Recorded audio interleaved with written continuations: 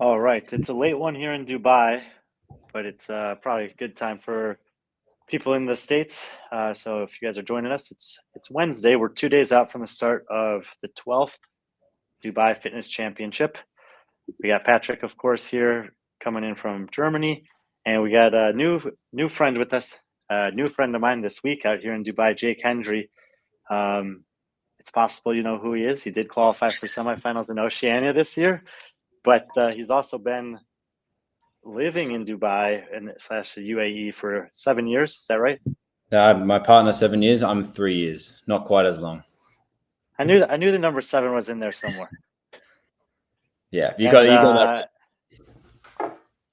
And if you know, one of the things that we're going to talk about as we preview this year's DFC is the diversity of the field.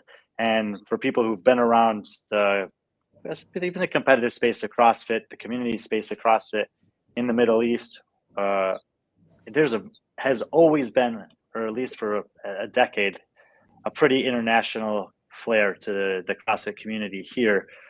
So we're going to just I wanted to open up tonight by letting Jake give us a little bit of perspective for people who maybe haven't been to this part of the world before, of what it's like to be from a different country, living in Dubai, coaching in Dubai, and then what the kind of DFC signifies throughout the year as an event that's been happening for 13 years, 12 times over the last 13 years for someone who lives here. So Jake, I'm just going to kind of turn it over to you. Let you give some perspective over your first 3 years here.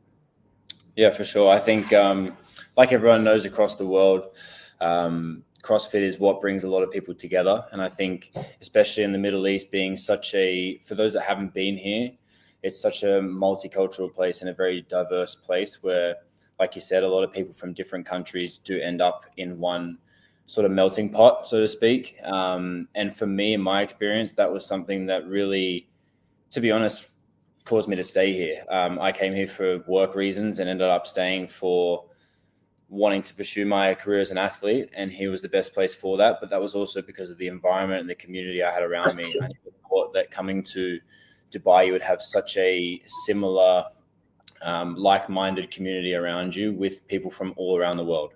I met my partner here. She's from Sweden. Some of my best friends here, and they're from all over the world, in Europe, the States, all those different places. So I think it is a really cool thing for, I guess, Dubai Fitness Championships as a competition is a bit of a culmination of that, because not only does it allow a lot of different people from different countries to compete here, it also sort of signifies the community here. And everyone who's in the fitness community here is, like we've said, from so many different places. And to me, that's really cool. Like, for me, going to Torian this year was great. I got to compete against all of my region, but like to do the qualifier for Dubai and be on a leaderboard with people from everywhere. And like we spoke about today, Brian and I, like countries all over the world, there's so many different countries being represented this weekend. And I think that's a really cool thing that should be showcased a little bit more, and sort of realize a little bit more, like, damn, there's a lot of diversity here, and it's a really cool place to come, and it has such a big CrossFit community as well. I do want to thank you, man. That was really, really well said. And I want to give a little context to what we're talking about. Saud, who's the director of the DFC, asked me to pull some stats for him earlier today, and it turns out we already had most of them. This year, there's 30 men and 30 women in the field. Out of the 30 men, there are 19 unique countries. Out of the 30 women, there are 17 unique countries, and combined, there's 24 countries represented at the DFC this year. And we're talking about Australia and New Zealand, the US and Canada, Brazil, all over Europe, Morocco. So you have pretty much every continent being represented in this competition this weekend. Russia, so we get even Asia, get some representation here. And there's not a single country that has more than 6 total athletes. There's 5 women, actually 7 athletes from Spain total, and 6 from Norway, 5 on the women's side. And something that I've seen some people talking about, as this landscape for CrossFit is constantly evolving, and obviously there's a lot of drama and conversations going on surrounding what competitive opportunities look like and what athletes are going to do going forward. Like Dubai has been a mainstay on the competitive scene for a dozen plus years. That's consistently offered high level of earning opportunities. And even though this year there's nobody in this field that was absent of Yorgos Karovis that was at the Rogue Invitational. There's nobody here that anyone would say is a perennial top 10 in the world athlete. There are, I think, what was I pulling the numbers? There's only one woman in the entire field who hasn't made an individual semi or qualified for the games as a team. And it's generally more hard to do it on the men's side. There's 6 out of 30 that have not made semifinals on the men's side. But what I love about this field, and Jake, this might be interesting to get your take on it too, is that an athlete or two this weekend are going to make more money in a competition than they've ever made in their career. And some of these guys have been grinding for a decade. And some of these athletes, I would venture to say 50% of this field has achieved a career goal just by qualifying here, has traveled a long distance just to be here. And it feels privileged, honored, and nervous about what they're going to get a chance to do this weekend. Yeah, I think whether people admit it or not, DFC is one of the biggest competitions in the world. And it's also, if you go back to its roots in, obviously it's existed for longer than this, but like the famous years of DFC of 2018, 2019, these were years that people that are now household names or top 10 athletes perennially, however you want to say that word, consistently top 10 athletes, they had the chance to come out at DFC. Look at people like Karen Frey, Roman, all these types of people, they made their name in DFC. And I think it's really cool this year that there is so much diversity, because it's going to allow, like you said, people to have their sort of coming out party and like, this is me, I'm here, I'm on the big stage, and this is what I can do. And I think that's really exciting for the sport.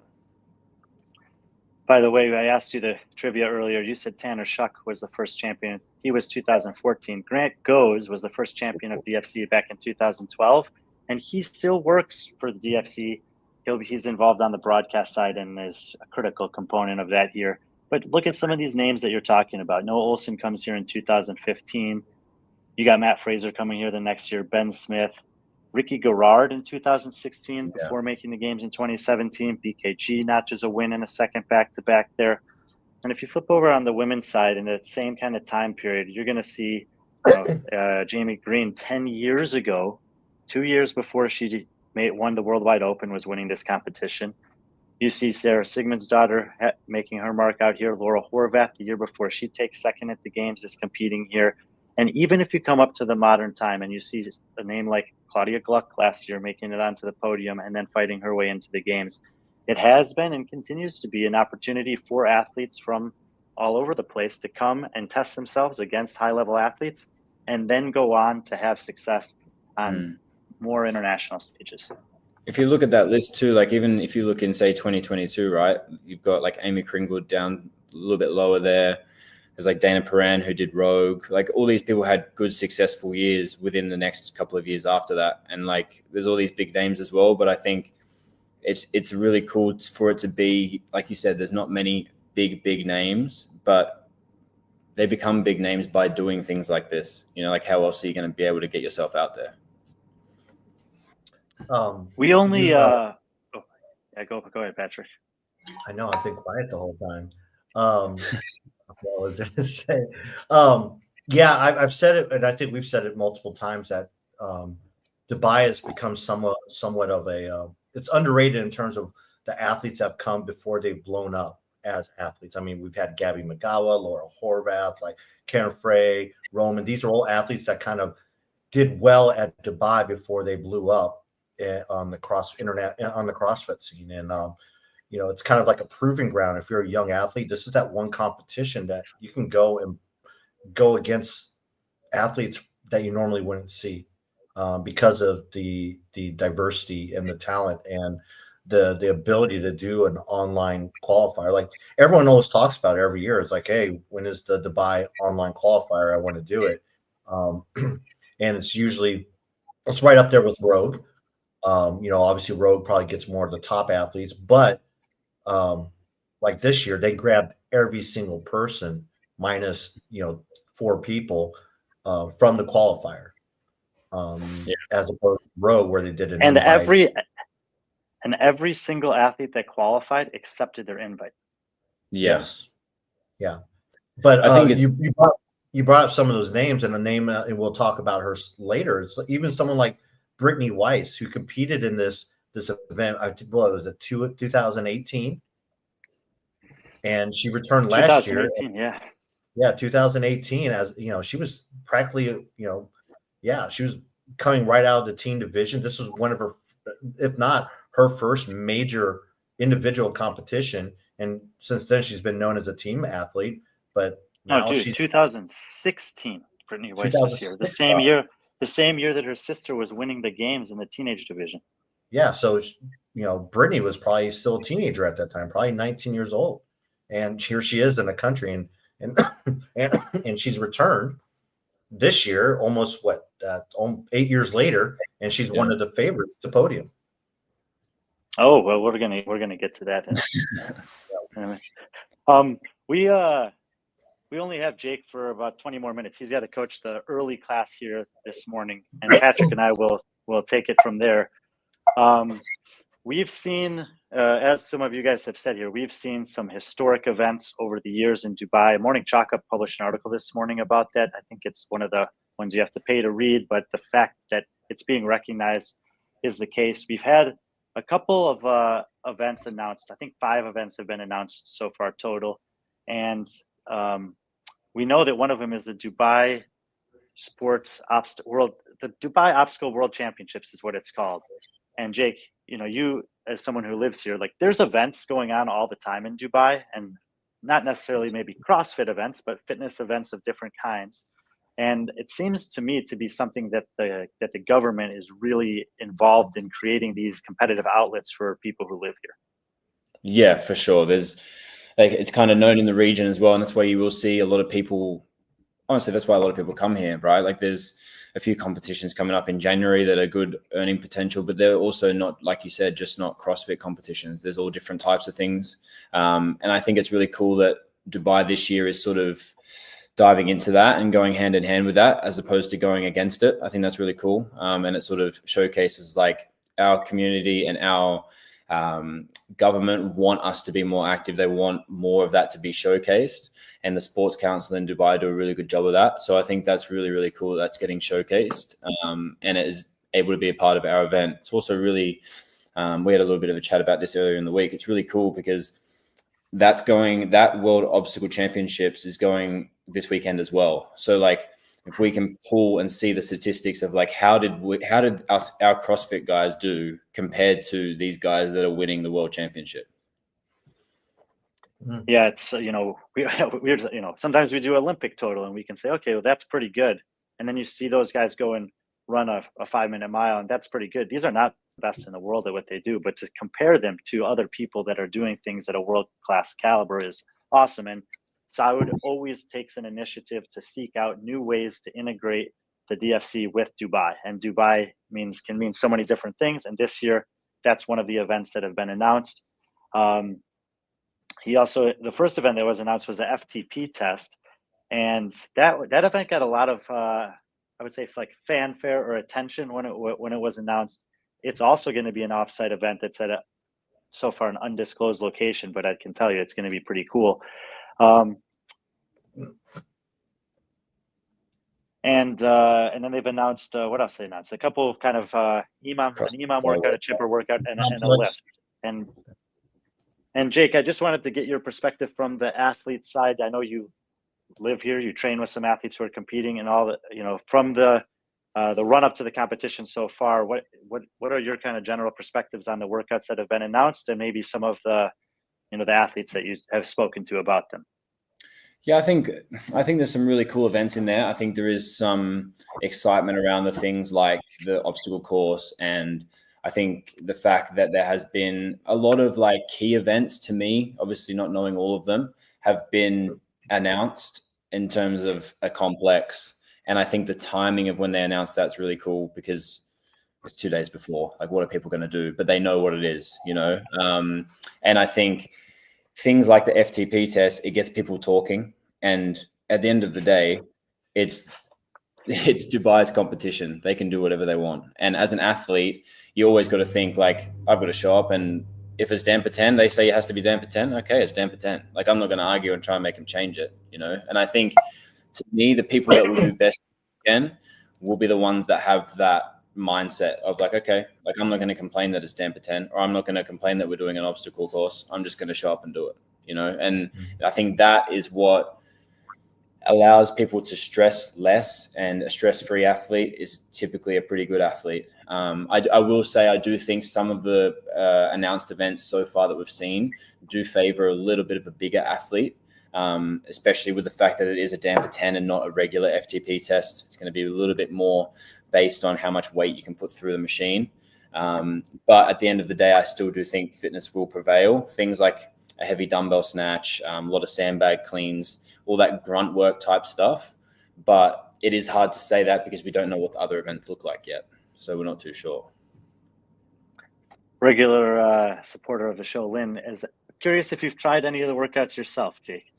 Yes, I regularly train with Toby Buckland, and we did like a little simulation weekend when some of them had been announced. We have the same coach, so we did the sandbag workout with the heavy double unders. And I can confirm it is not a fun workout. It's going to be pretty brutal, but it's what I like as an athlete in terms of, not for me specifically, but like just classic CrossFit. Like, we do CrossFit, you know, and like just some grunt work, heavy double unders, sandbag cleans. Like, it's not high skill, it's not high bottlenecks or anything like that. It's just get the work done and do it as fast as you can. And I think those types of events are really cool.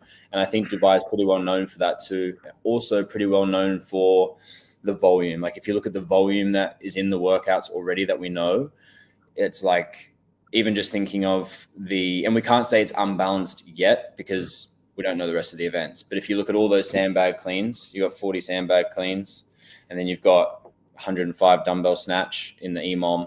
Like, that's a lot of hinging already, you know? So it is going to be tough volume wise. And I think, again, a bigger, more robust athlete can handle the volume is going to do well. Yeah, I mean, and you say that, and we also know that Andrea Solberg and Claudia Gluck, who are two of the smaller female athletes in the field, stood on the podium here last year alongside Karen Frey, who's one of the bigger female athletes in the sport.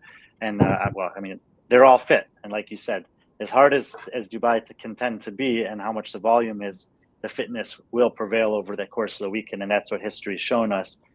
And I think that, you know, in part that is because of a factor that you never measure on paper, which is how well do you recover event to event and day to day. One of the things that I think athletes like about Dubai in general is that the competition is usually shifted towards the evening. So it's not an all-day event where you're competing at 8 a.m., noon, 5 p.m., and 8 p.m. Usually it's not like that. And that's nice because you can sleep in sometimes, you can get a nice breakfast, do whatever you want. But then when it's time to compete, you might have 20 to 30 minutes to get ready for another event. That's a tough thing to do if you don't have a lot of competition experience. Yeah, for sure. And I think I don't think a lot of competitions are like that. So it will be interesting to see what athletes can handle that and what athletes can't, because that is a very, very different feeling to doing workouts split up across the day with a 2 or 3 hour break between each. It's a lot more time to recover between events. And I guess, again, going back to what I said earlier, like, the more you can roll with the punches and the more you can just, if something gets served to you, just, in all fairness, shut up and do the work. Whoever can do that the best is going to prevail, I think. And obviously whoever is the fittest. But I think that will definitely be, it's obviously more spectator friendly as well, the way it is, which is cool because that means that the athletes are the focus as well. It's not like there's heaps of big breaks and there's more likely to get spectators in to be able to watch more events in a row. If I'm a spectator, I'm going to come for a few hours and watch a few events rather than just choose one event to come to. You know? I remember back in 2016 at the games, you know, they basically told the athletes, "Hey, show up in the hotel at 3, 4 in the morning," and then they just took them somewhere. And then like a lot fans were like, "What? Come on, we want to watch these guys." But for the athletes, that's really cool. This week, the athletes got an email that basically said, "Hey, we're going to do a offsite event, and you got to just be ready to go at 6 or 7 a.m. on this day and go. And that's something that's kind of special too for the athletes, and it makes them feel, like they've achieved something, that they've come into a competition where it's not just like, oh, here's the venue, we're going to do the workouts, but that they're going to have a chance to, get on a bus, go somewhere that they don't know, and do something. And there's always these little details that Saud leaves out of the announcements that they find out. And I think that a lot of athletes appreciate those subtleties. Yeah, I think that's a big part of why, like, even speaking to a few athletes, I work at CrossFit Goliath here in Dubai, and it runs in the name. It runs in the name. Like, speaking to a lot of the athletes that have dropped into the gym, that's one thing they all say. Like, Dubai is known for doing cool stuff. Like, they climbed up the Burj one year, like, that's pretty damn cool. So it's like, not many people can say they've done that. So I think, like Brian said, it's got some prestige to it and makes you feel like you've really achieved something. And that's a good feeling. Like, you want to feel like that. Like Brian said at the start of the show, like, a lot of these guys have been working their butt off to get here for years and behind the scenes and not been recognized, that people don't know. So this will be their biggest highlight of their career so far. Jake, I did want to give you a chance to, I told you I was going to make sure to catch you off guard tonight and embarrass you, right? I've already been, I'm good. You mentioned earlier that you train frequently with Toby Buckland. And as we said, you competed over in Australia this year. You're from Australia. But I just wanted to give you kind of a free reign. If there's any athletes in the field this weekend that you do know about, and you're kind of want to share something about them, or if you're looking forward to seeing them compete, or if that's not something you want to do, if there's an athlete that's coming here to compete that you're excited to see, maybe someone that you've never seen compete before, something like that.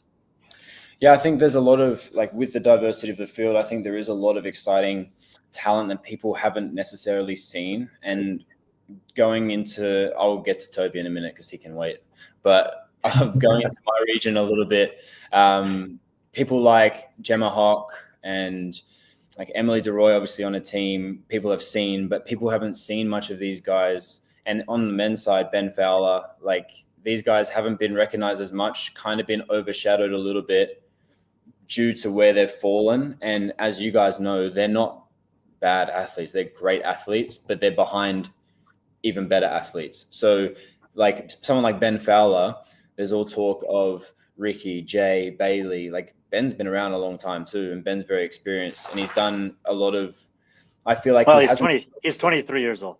Yeah. But he's been doing it for a while. Yeah. He's been doing it for such a long time, and he's only 23. And it's like, he hasn't done a lot of big competitions outside of like Torian. I think we said that he did Madrid Championship one year, but I think this is a really cool, he's a perfect example of someone who, this is a big stage for him to show up and show out and show everyone what he can do. And I think the same goes for someone like Gemma Hawk. Like, she's always been kind of waiting in the wings, waiting for her chance to shine. And I think that's a good chance for her this weekend too. I think as well, there's a lot of people that you kind of always see on leaderboards, or you see people coming up and like, where's this guy come from? I've seen him a lot. Someone like Nika, I haven't seen too much of him before semifinals this year. So I'm excited to see what he can do in a live in-person setting and just roll with the punches and see how he goes. And then obviously training with Toby, everyone will say you train with him, proximity bias. I think he's in great shape. I think he's improved a lot. And I'm really excited. Just if you look at the results, like from the qualifier, his worst finish was the lift. And anyone who knows Toby knows that that is crazy, because he's one of the strongest guys. So that sort of speaks for itself, and I think he's been working very hard, and I'm excited to see him not only as a fellow competitor, but as one of his good mates. I'm excited to see him show up and show everyone what he can do. But I think there's going to be a lot of chances for people to show up, and there's a lot of athletes that, quite frankly, I don't know a lot about. And I'm excited to see who sort of shows up and is like, okay, damn, he caught everyone's eye and he actually showed up in person, because qualifiers are great, but qualifiers aren't usually what the end result is. So it would be exciting to see how that sort of shakes up. Yeah, I mean, you mentioned both Gemma and Ben. They were each of them was 8th place at the Oceania semifinal this year. And you competed in that competition yourself. Like, you understand the level of athlete that's required to get into the top 10 in Australia. And even though it's not going to qualify them for the games, they're pretty fit. Yeah. And I think seeing a few names pop up that I haven't seen much of. Another one that I think of is Anestis as well. I've seen way more of him this year than I've ever seen of him. And I'm pretty sure he didn't start CrossFit last year. So he's obviously been working hard. He's showing up this year and he's sort of coming out a little bit. It'd be exciting to see what he can do. And I was looking through the qualifier results this afternoon. And like you said, everyone apart from 4 people had to qualify to get here. So they had to earn their spot. And there's some, like, if you go off the game season, there's some bigger in the game season that are lower on the leaderboard than you might expect in a qualifier. And obviously you don't know what goes on in a qualifier. Some people peaking for it, some people not. But no matter what they say, you're always going to put your best effort forward in a qualifier. You're not going to half-ass it. So I think it'll be very interesting to see how that pans out and mixes up. And obviously, like a lot of the fans tuning in this weekend, I think it will be really exciting to see Luca out there as well. So, yeah, I'm glad that you mentioned Luca there at the end. He's also, a buddy of yours. But you know how fit he is. The last thing I wanted to give you a chance to do before you call it for the night was, do you have any predictions for a winner this weekend, male or female? Yeah, I will. I was actually thinking that you may possibly ask me this, so I'll give my top 3 for each side. I don't think Patrick's going to agree with me, but we'll see what he says. Right, I'm going to say on the men's side, Luca, first place, Moritz in second, and my guy Toby Buckland in third. Wow. On Love it. On the women's side, I'm going to say Karen Frey, Okay. Elisa Fuliano, and Matilda Guns. Pretty straight up the gut, 5 of the 6 picks in the wild card. The 100% proximity bias, but also the rising star. Toby Buckland slots in for the 3rd spot for Jake. I love it. I think What you're not seeing is Toby. Toby's sending him some, sliding him some money to say that. If you know Toby, he will hate that I said that.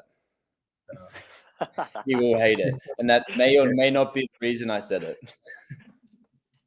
Well, we'll dive into, Patrick and I will dive into some of those in a little bit more detail. But Jake, dude, thank you for taking the time. I mean, it's late here. It's almost 10:30. You got to coach in 7 hours. But appreciate the perspective from someone who lives here and someone who's aspiring to be in competitions like this. For people who may not necessarily understand, the magnitude of this for Dubai and also on like the global competitive scale. No, thank you guys for having me. It was good fun. Yeah, definitely. All right, brother. Easy. Have a good night, and I'll see you tomorrow. Take care. Take care. Thanks. I surprised Patrick with our guest tonight. He didn't know that Jake was going to be joining us, but I think it worked out well because you probably needed a few minutes there to get settled. Yeah, I made the mistake of deleting things before I should have deleted them, and so I had to send them back to myself, and then it was the wrong format. But I got it taken care of. We're good. But let's address a couple of comments here real quick. Yes, Rodri, Spain is winning the attendance cup. 7 total athletes in the field, and we've talked about it before, Patrick. You and I have that. There's a couple athletes from Spain that have broken through on the international level. Mm-hmm. Daniel Kaiser, Fabian Benitez, Elena Cartales, and then there is a mountain of athletes that are just kind of really, really good and lurking that haven't made that jump into a top 20, 30 games position, whatever. And they've got some of those athletes in the field here this week, especially on the men's side. There's a few guys that I'm pretty excited to see. So we'll get to some of the Spanish athletes in a bit. Lucy is traveling here, so that's, we'll see her tomorrow. She'll be with us, but yes, always would be great to have Lucy. And yeah, we'll talk a little bit about the complex. There's a lot of talk about Tola in the comments, Patrick. Tola's a buddy of yours. You've known him for a long time. You've seen him compete in tons of different places. Let's just dive into it. Maybe be a little bit all over the place, but let's go right into it. an athlete who, as long as Tola's been competing, I actually took a double take when I saw that he's only 28 years old. Mm-hmm. Like he's technically in the prime of his career from an age versus experience perspective. It'd be hard to paint a better athlete than a 28-year-old male who's been doing this for 10 years at the level that he has. Oh, totally agree. Like he's been doing it for so long on a team division. But the way I look at team is just, it says a lot for someone like Tola, for him who has the ability. This is a guy who, 2 years ago finished second in the Worldwide Open. But yet he still stays committed to team, because I think part of it is because he just doesn't think if he's going to compete at the individual division, he wants to compete. He doesn't want to be that guy who's like, hey, I finished 38th at the games. I finished 36th at the game. No, he wants to be the guy that's, not that but you also know because of what he does on the floor and not just lifting. If you're new to the show at all, Lynn has some of her favorites. Also, I just want to say before I forget, I'm wearing this shirt for Rob Lawson today. It's his birthday. Shout out to Rob Lawson up in Scotland. Yeah, if you know Rob is OG. He's we got to see him at Rogue. He is the main reason why Rogue was in Scotland this year. He pitched that to Katie. Katie went and he's like, Katie, come out here, check it out. Katie went and visited him, stayed there, I think almost a week, and he just showed her around and showed her the brew dog, and that's all that really matters. You show a brew dog, you're in. And Rob is the guy. You always hear about like judging at Rogue. He's the reason why. He and Drake, Drake has kind of moved back into a little bit more operational role, but those two guys, like I said, I mean, I'm very proud to say, like, when they first started Rogue Invitational and I was selected as a judge, and then to go back and that judging pool never changes, and it's an honor. And then I learned so much from Rob just those couple days I spent with him when I was at Rogue. But happy birthday, Rob. So let's see here. I mean, you put Tola in 8th. We put our predictions out there on Instagram. If you guys want to check them out, maybe we'll pull them up in a minute. But we're going to bounce around a little bit. We'll start in the men's division, I guess. And we have you picked Tola in 8th. Now, as I mentioned, there's been 5 announced workouts up to this point. We actually made our rankings before at least one of those was announced. But there's usually 8 or 9 events here. So maybe maybe we're just past the halfway mark. Maybe we have like 60% of the events done. And when you look at these events on paper, I mean, we've kind of seen a trend, I would say, in competitive fitness events, that it's really, oftentimes you'll see a competition and there's nothing that's over 15 minutes, the whole competition. Maybe there's one thing that's 18 to 22 minutes. Well, we have a 5K obstacle, the Dubai Sports thing. We have a 20-minute FTP test. We have an EMOM that's 15 minutes plus 2 rounds. That's going to be in the 20-minute domain. Basically, the first 3 events announced are 20 minutes or longer events, and that's probably not that great for Tola. Yeah, on paper it doesn't. Tola, it's one of the first times I met Tola is like I met him when he was still with Underdogs, and every day he was running. He was out the track and running. He was swimming every day. He's trying to, he wasn't trying to become the best runner. He was trying to become a good runner, and he's done that. But I think when it comes to an actual race, it'll be interesting to see how he does in the 5K and the obstacle course. Like someone like him and Braun, those guys aren't known to be like great runners. Even though Braun is, picked up running, but it's a little bit different in competition. It's a little bit different with obstacles too. You just constantly training in zone 2 doesn't prepare you to be in zone 5 the whole freaking time, which a lot of these athletes will probably be in. They're probably, their heart rate's going to be about 100, 160, 180 through the whole way through that 5K. Just because you throw in that obstacle and you throw in that adrenaline of competition. So, I mean, I don't think Tola's going to be bottom of the order in any of those competitions, because I actually think he might do really well in the FTP, just because, again, it's on 10. the FTP with the machine. It's made for bigger athletes that have tremendous leg drive, and that can put some weight behind that. And I think that someone like him will greatly benefit that on the men's side. But yeah, do you want to start from like you just work backwards? Yeah, sure. I mean, I don't think we're gonna hit on every athlete. I was just No, not every athlete, but pick out a few that we had some big differences on and or that we're excited to see. But yeah, let's start at the bottom of the men's field.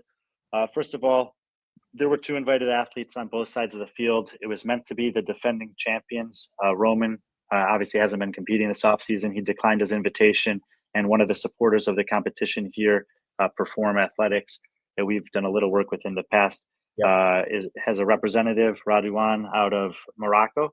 And so he's the guy there we've both picked last on paper. He's by far the least accomplished athlete in this field. But I like the fact that there's an Arab athlete, a local athlete that gets a chance to do this. So even if he does finish last, I don't mind at all that he's here. And then what? Someone has to finish last. And then, just kind of scanning through some of the other similar names that are on this field. These are a lot of the more unknown guys in the field. You see guys like Anthony Chevalier. I've reached out to him. I have some information, but he's a relatively unknown guy out of France. Alejandro de la Guardia is probably the fittest man in the Canary Islands. So he's one of the Spanish athletes here, but he has never done a competition of this size. I would say Iberian Throwdown, maybe the biggest competition he's done. We see Gabby Castro here. He's a young Spanish athlete that actually has 2 years at the games as a teenager.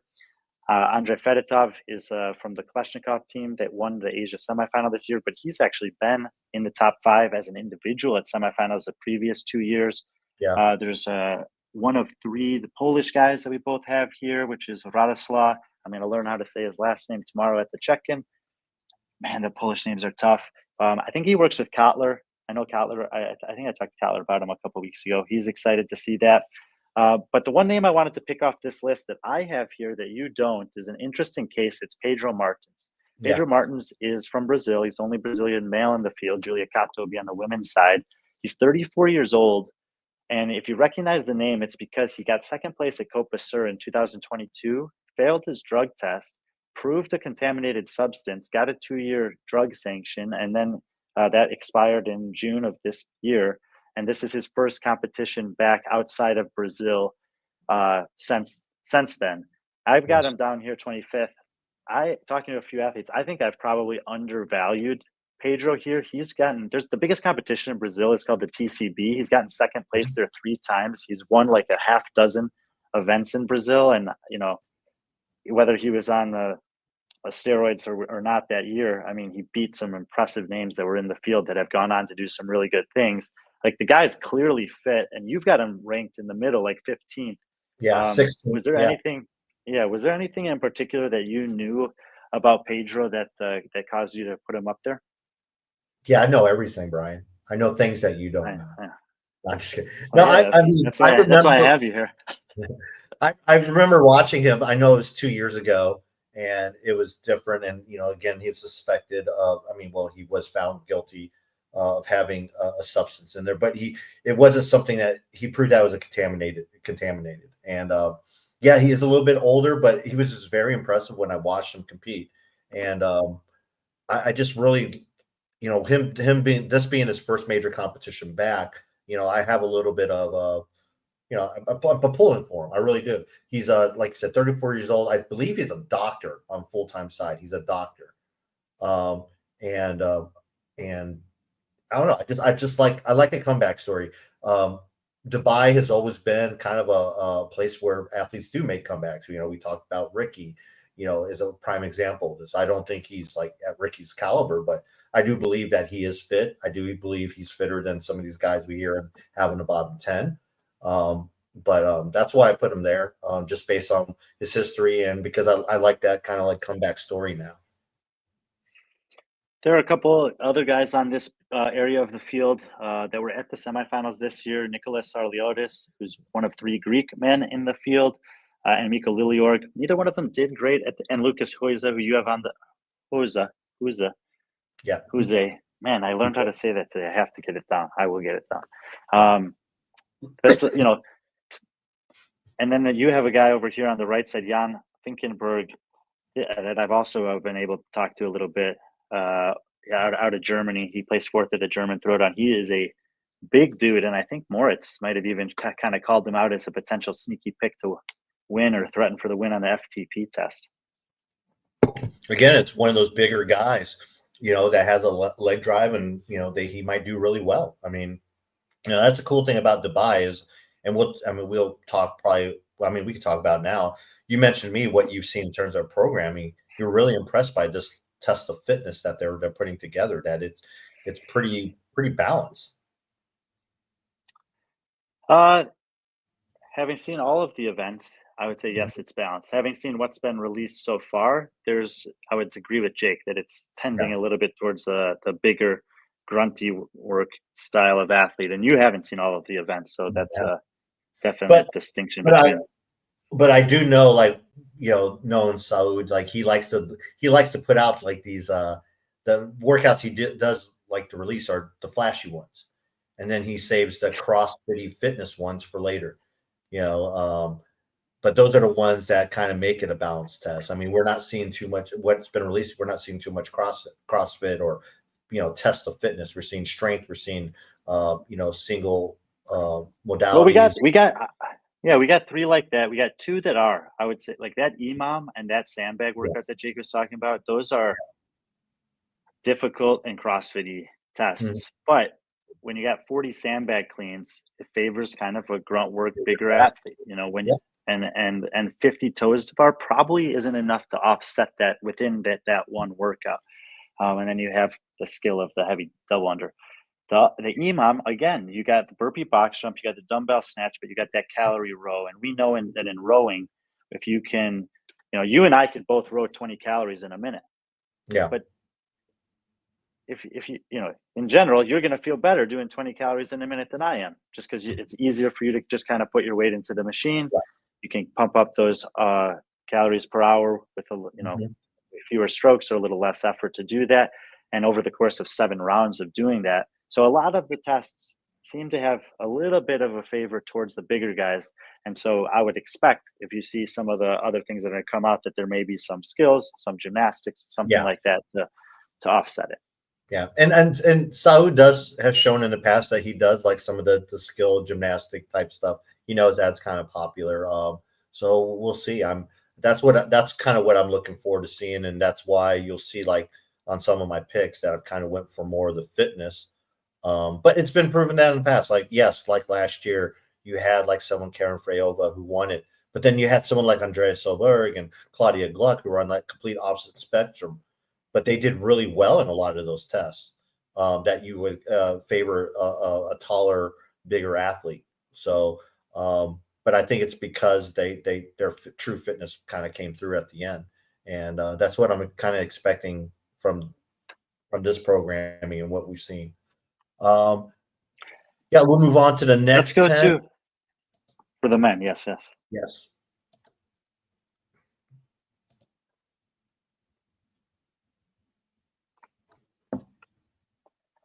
Middle of the group here for us. There's Pedro Martins, who we talked about. You also have Mikko Liljeorg up in this group that I didn't have. I've got Jan and Lucas kind of sneaking into this range.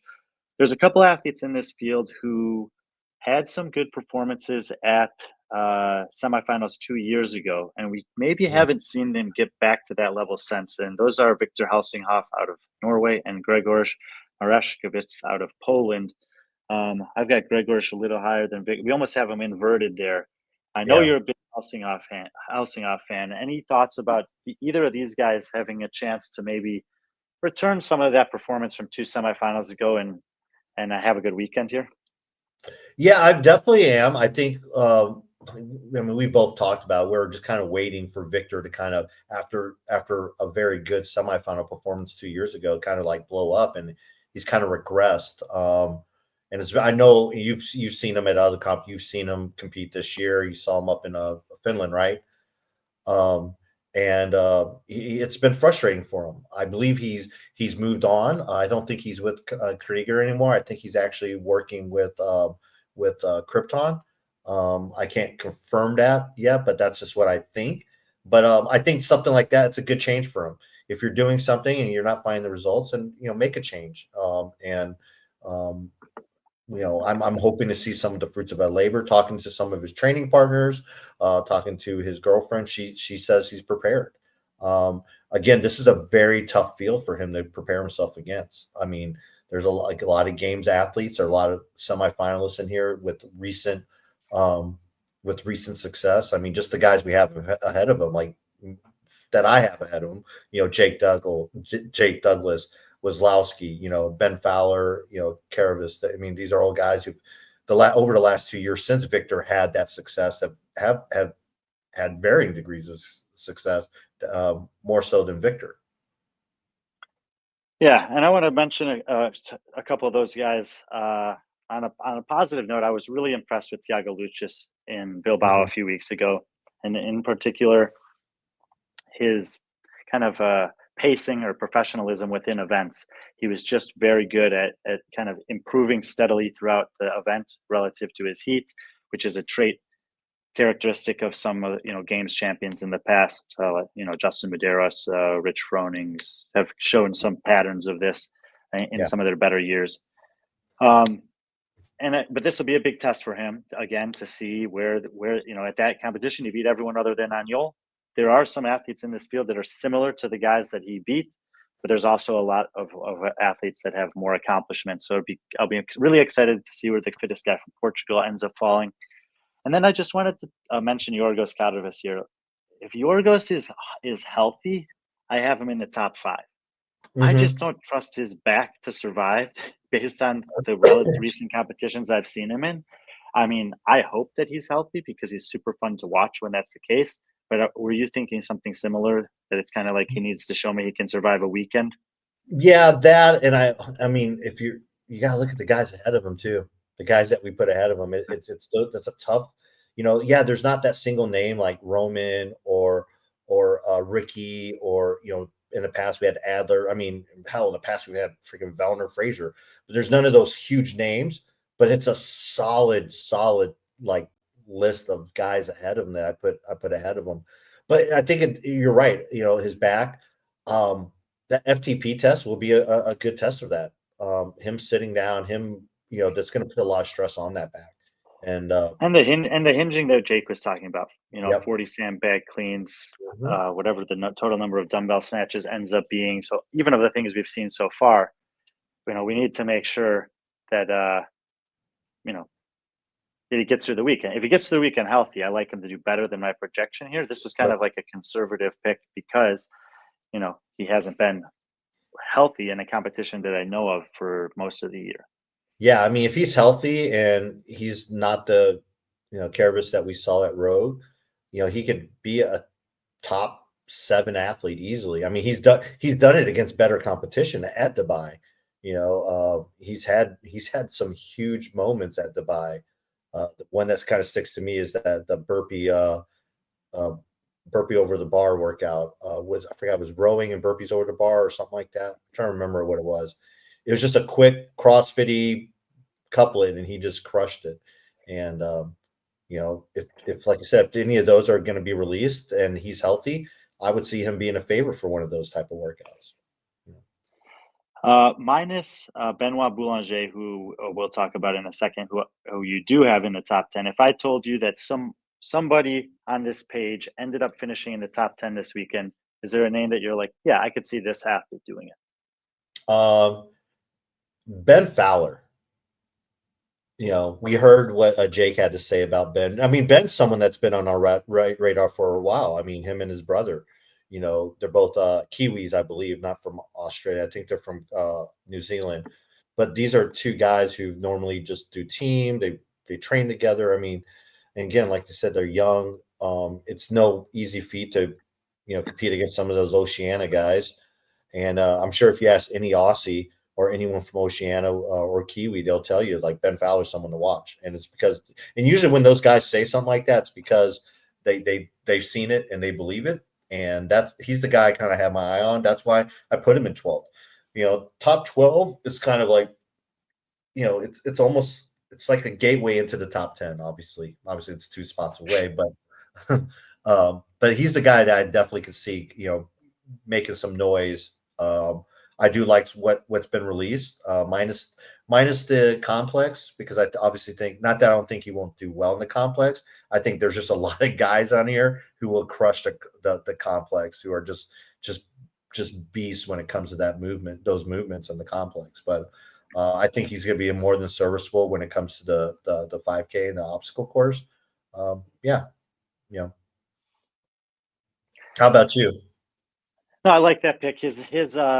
His only like credible competition that I would say is on par with this is Madrid Championships 2023, where he finished 10th in a field that actually looks very similar to this in terms of having a couple sort of bigger names and then a bunch of kind of up and comers, or we're not sure how they're going to shake out. So I think he was dealing with a knee in 2023 and didn't compete. He came back this year, had a good performance in Oceania, and I'm excited to see him here. Another kind of just an interesting guy that I'm not like, there's nothing that I can pinpoint as saying there's a reason why, but Luis Cuellar is a guy whose names I've seen floating around in Spain.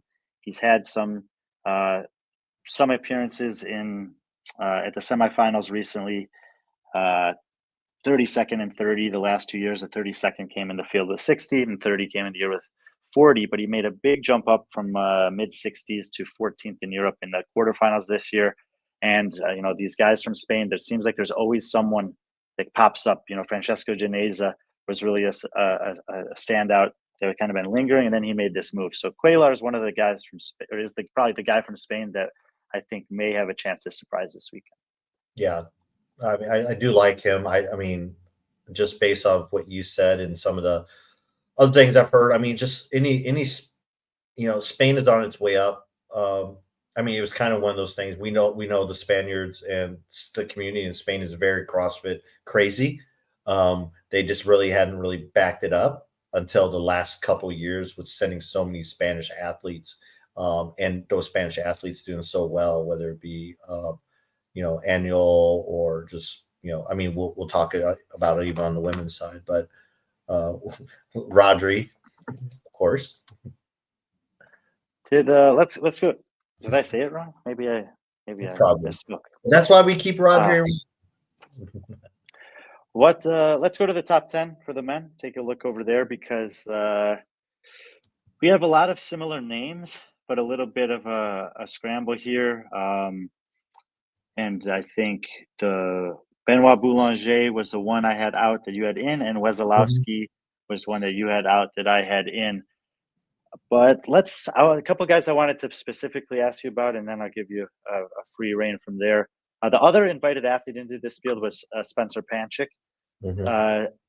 Spencer and his brother, I would say Saxon, both of them were up at like a kind of a certain level a few years ago. And it seems like they've just been sliding back. Where like I used to consider Saxon to be top 10 in the world. Where in the top 10, I wasn't sure, maybe 6 through 10 range. And now it doesn't seem like he has the whatever it is to get into the top 10. Spencer used to be a guy that I was like, man, every single year at a semifinal, he's going to be in the mix for a game spot. And in the East this year, he finished 20th. He wasn't really in the mix. Yeah. Gets the invite over here. You got him finishing 6th.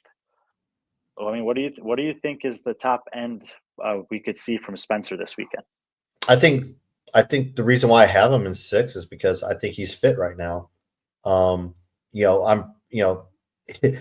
Finished 20th at a semifinal when the previous year, he made it through the semifinals to the games. I'm sure it left a bad taste in his mouth. And he's been busy this offseason. He's picked up. He even started an Instagram channel where he does a lot of the tactical game stuff. So he's picked up some tactical games. He's been competing in a lot of those. So he's competing for competitions. It's not CrossFit competitions or fitness competitions, but he's still competing. And there is a certain level of fitness that you have to be to do the tactical games. And a lot of it has to do with cardiovascular, maintaining that heart rate, staying in that zone 2, and also doing odd object, weird stuff. That's what tactical games does. And it's because of that, and knowing what I know in terms of the history of Dubai, I think the program is actually be pretty well-rounded for someone like him. You know, he may not blow it away.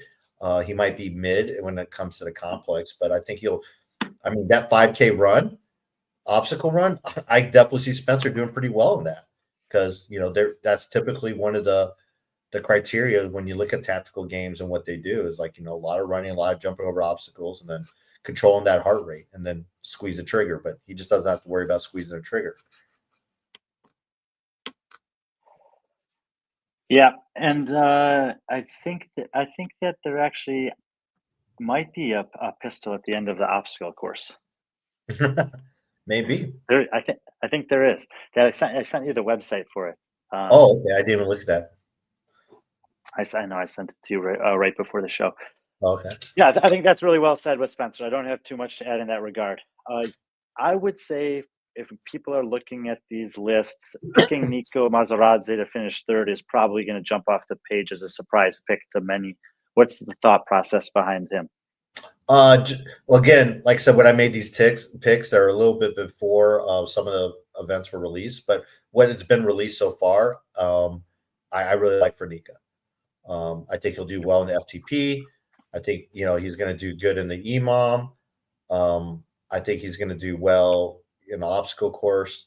You know, he's not the strongest guy. Obviously, No, he could be bottom 5 on the lift, but he could yeah, be top 5 on those other 3 events that you said. exactly, and that's what I'm basing it off of, those alone. And then I'm hoping that, again, I mean, you've seen him at Eurasia. We've seen him. You know, he was one of our dark horses when it came to semifinals. He actually he looked great in the semifinals. He looked like he belonged. I forgot what he finished. He finished like 15th. Mid. I think he was in the mid 20s, but he made a lot of kind of rookie mistakes, or not that much competition experience. But he has been putting his name in the ring. He competed at the Grand Sapphire Games in Cyprus. He took second to Bronislaw there. He at that Eurasia Throwdown, he had a 16:47 5K row. Yeah. He's in contention to potentially win the bike. I've been told he's a better runner than he is rower. And I mean, look, that obstacle course is 5K. Yeah, there's 30 plus obstacles. And yes, you could screw up on the obstacles, and maybe you will. But if the running matters, he's going to be one of the better runners in that over a 5K distance in this field. It's actually not. It's one of the weaker running fields that I've seen. In a while. Yeah, it really is. So yeah, Nico Mazeradze. I mean, I have him 7th there, which I think would be a great finish. And I mean, it's a high caliber of athlete ahead of him. Everyone ahead of him is, I mean, is an individual games athlete or on the cusp of being one. And you know, you have him in 3rd, which I think is a bold pick. I would be surprised if he podiumed, but I do think that he's a final heat guy this weekend. Yeah, I mean, like I said, this is best case scenario, and based off the information I had, and kind of where he's trending at. I do think, like you said, just getting some more competition experience, realizing he belongs. You know, competing against someone like Braun, competing against some of those people, you know, at semifinals, and I think, you know, for a younger athlete, that's, you know, especially new, I think that's important. And plus, he's a freaking football player from Georgia, you know. Let's talk about the big one here. I mean, you've got Moritz winning this. I have Luca winning this. I'll go first, and then I'll let you defend the Moritz position. Okay. The Belgrade Games was a very good performance from Moritz. It's really difficult to look at what he did that weekend and not be just incredibly impressed. He stumbled on the double unders as we expect. We know there's a double under workout here. That competition was, to me, an emotional hurdle for Luka Jukic. Something that he needed to do that was probably really hard to do, and that most of us could probably not really fully understand. And he's been targeting this competition. When you talk about all the things that Nika is talking about being good at, that's Luka and then some. I mean, he's in contention for the 5K obstacle for sure. He's in contention. In fact, I am picking him to win the sandbag double under workout, which I think Moritz will take his worst finish of the weekend at. I think he's going to be top 5 on the bike. I think he's going to be top 3 on the EMOM. I think he's going to be top 5 on the lift. I don't see anything bad for Luka here yet. There's a couple things that Luka Jukic would not want to see show up in competitions in general, And one of them is something that almost never shows up in Dubai, which is handstand push-ups of any kind. I just think that what we've seen so far, the desire to come back and compete here that he's expressed to me personally, I think he's going to be really hard to beat this weekend if he can kind of stay mentally and emotionally intact and in line. And I also think that he's set himself up with some really positive people in his community who are going to be here with him this weekend to put himself in the best position to do that. One of his best friends from Serbia is coming here, and Jake, who we just had on the show, is a good friend of his as well. And one thing I failed to mention last week when we were talking and kind of going through stuff is Luca has a new coach, and it happens to be the same coach as Moritz has. John Singleton is he's elected to bring John Singleton on to coach him through this year, and I think it's a great move. I really do. I mean, no shot at Kiefer. I think Kiefer did an amazing job with Luca last year.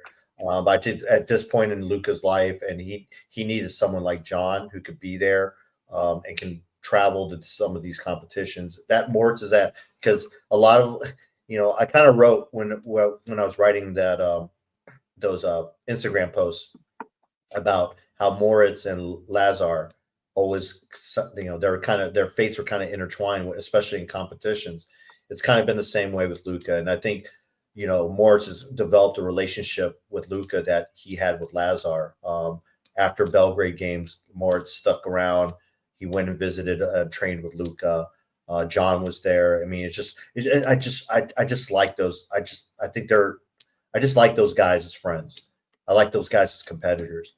Now, the reason why I picked Moritz over Luca is because, I mean, it's going to be close. I really do think this is going to be a really close and fun race between these two, and they're going to have fun. They're going to have some fun. There's going to be some emotion involved, I think, especially that last workout if it's a close race, because I just don't like betting against Moritz. Moritz is, again, what's the example? What's the analogy I always use for Moritz when it comes to competition? I don't know. He's the guy you want when it's a tight score. Yeah, he's that guy. He just comes out of nowhere. And you're right. He is gonna stumble on maybe one or two workouts where Luca might be consistent all the way across. But I think Moritz he's really focused now. I think he's just from what I've seen this Moritz during the off season. And if he doesn't, it's fine. I think Moritz, I think it's going to be fun regardless. Just we're not. We've already gone longer than I think we thought. We haven't got to the women yet, so I'm just going to hit a couple things. I think that both of our picks of Callum Clements is a little bit of a stretch. I think he's definitely a top 10 guy here. Can he make the podium? We'll see. He had a really impressive showing at semifinals. There were some things at semifinals that we haven't seen show up in the competition yet here that he's really good at, in particular snatching and lunging.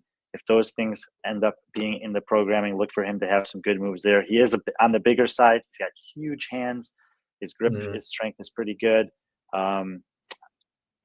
Average runner, probably should be good on the EMOMs with the sandbag type stuff. So I'm excited to see if he can kind of replicate a performance that he had at semifinals.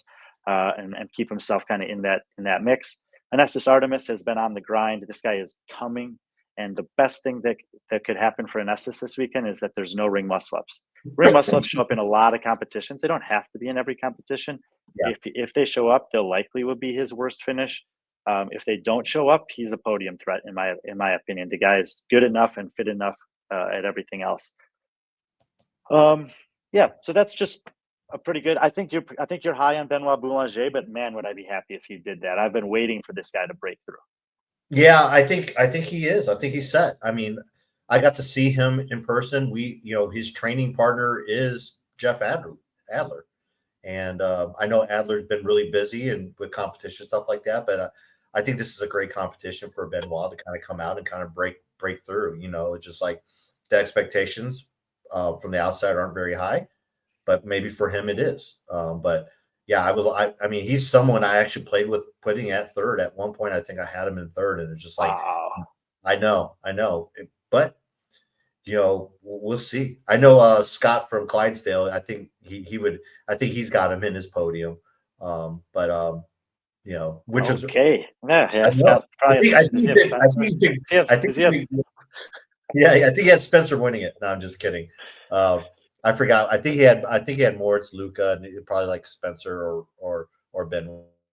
I remember who, or maybe Benoit was his dark horse pick. But I do like Benoit. I don't think he's a dark horse in this field. I think he's one of the favorites for a podium because again, I see this top 10 being pretty close.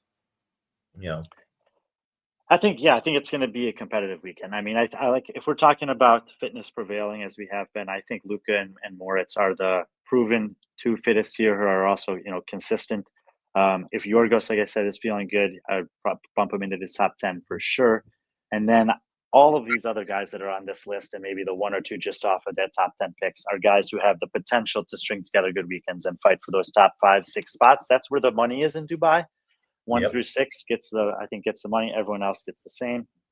Yep. And that's what all those guys, want to not just win. They're here to win it, but they're also, can pick up a payday. And someone in this field is going to walk away with a payday that they've never had before in competitive CrossFit. I think that's going to happen.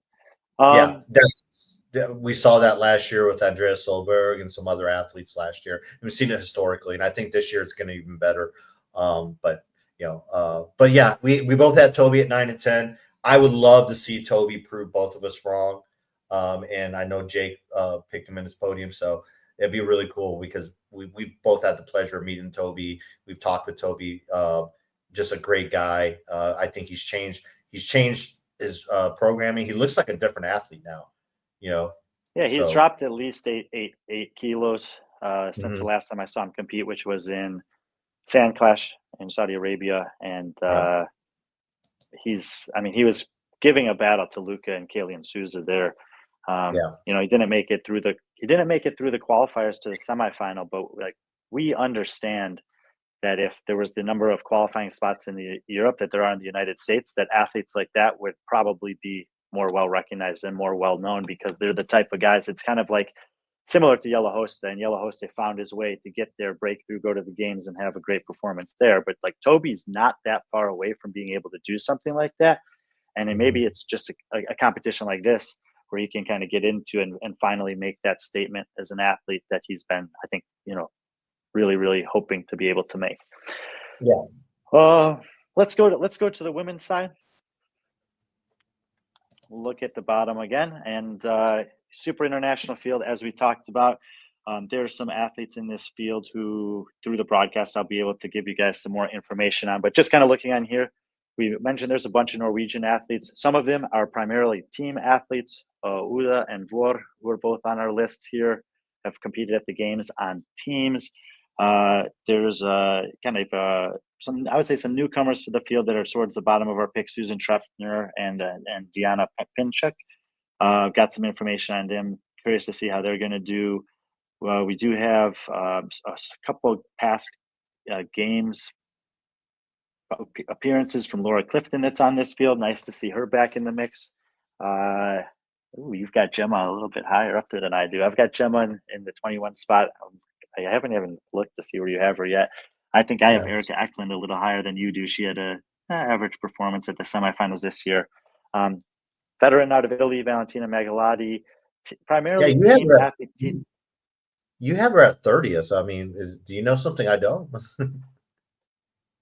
Oh man, she's just tiny, and she's all the 5 events that have been so far, I think, are the kind of worst case scenario for her. And Valentina is a super kind person, but a lot of the women at the bottom of the list that I have are on the smaller side, as I just think these are going to be tough for them. And then the team athletes, I'm not that sure, but even athletes like Maria Langfors and Julia Blazejowska, smaller athletes, not bad at all. Maria Langfors was amazing with Alexander Illebrew at the Oslo Throwdown.